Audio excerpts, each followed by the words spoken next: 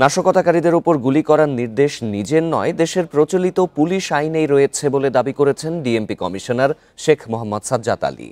Cocktail বিস্ফোরণ ও বাসে আগুন দিয়ে যারা পুলিশের মনোবল ভেঙে দেওয়ার চেষ্টা করবে তাদের বিরুদ্ধে আইন প্রয়োগ করা হবে।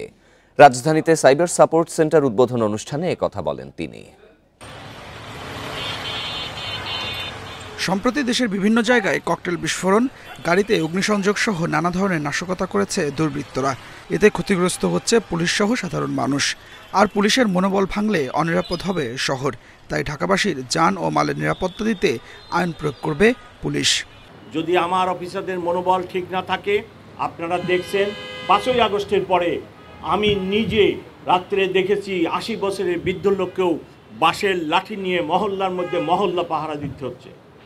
আমার অফিসারদের মনোবল যদি ভেঙে যায়, তাহলে আপনাদেরকে আবার এই নিজেদেরকে বাঁশের লাঠি নিয়ে বৃদ্ধ লোককেও রাস্তায় নেমে তার বাড়িঘর এর পাহারা দিতে হবে। নগরের আইন শৃঙ্খলা রক্ষায় ডিএমপি কমিশনার মাঠ পর্যায়ে দায়িত্বে থাকা পুলিশ সদস্যদের সম্প্রতি যে গুলির নির্দেশনা দিয়েছেন তার ব্যাখ্যা দিলেন ডিএমপির এই অতিরিক্ত কমিশনার। এই অ্যারেস্ট এক্সিকিউশন করার জন্য এবং রাইট অফ প্রাইভেট ডিফেন্সে পেনাল কোডের 96 থেকে 106 এখানে দুইটা ধারায় স্পেসিফিক বলে দেওয়া আছে, 103 আর একটা ধারায় বলতে আমার মনে নাই যে কোন ক্ষেত্রে পুলিশ ফায়ার ওপেন করতে পারবে এবং কতটুকু কি করতে পারবে, এটা বলা আছে। এইটা আইন, এটা আমাদের নিজস্ব কোনো মতামত না, এইটা বাংলাদেশের এক্সিস্টিং আইন। এই আইনটা আমরা আমাদের সহকর্মীদেরকে জাস্ট স্মরণ করিয়ে দিয়েছি।